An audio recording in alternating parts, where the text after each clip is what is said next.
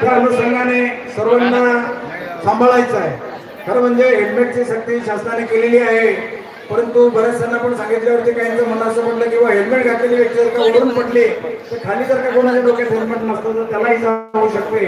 परंतु ही आपली जबाबदारी, आपण ते कशा पद्धतीने सांभाळायचं आहे, लक्षात घ्यायचं आहे। त्यानंतर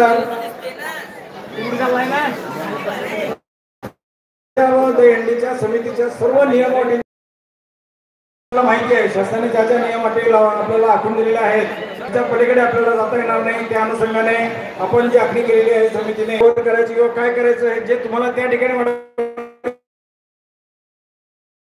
गोंधळ करून कोणतीही बाब सोडत नाही, तिने समिती तसा निर्णय घेईल, तशा पद्धतीने आपली सुरुवात होईल। धन्यवाद।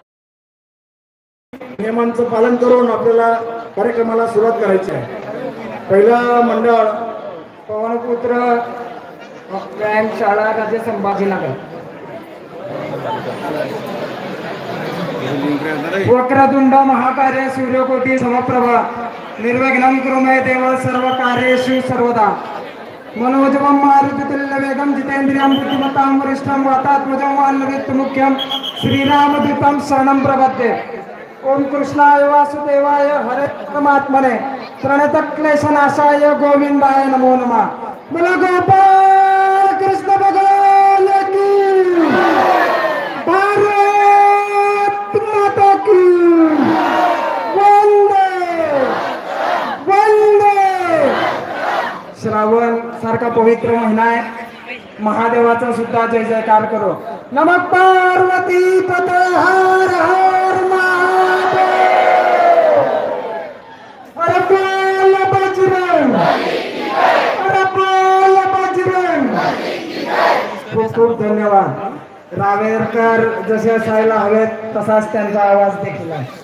मधला राहुल थोडासा मोठा करून द्या। श्रीकृष्ण दहीहंडी उत्सव समिती 2024 आपल्या सर्वांच्या सहकार्यानं हा सोहळा साजरा होतोय। यंदाची दहीहंडी ही समर्पित आहे बांगलादेश मध्ये अत्याचार झालेल्या हिंदू बांधवांना। यंदाची दहीहंडी ही समर्पित आहे कलकत्ता येथे, अनळापूर येथे अत्याचार झालेल्या 2 आपल्या लहान बहिणींना।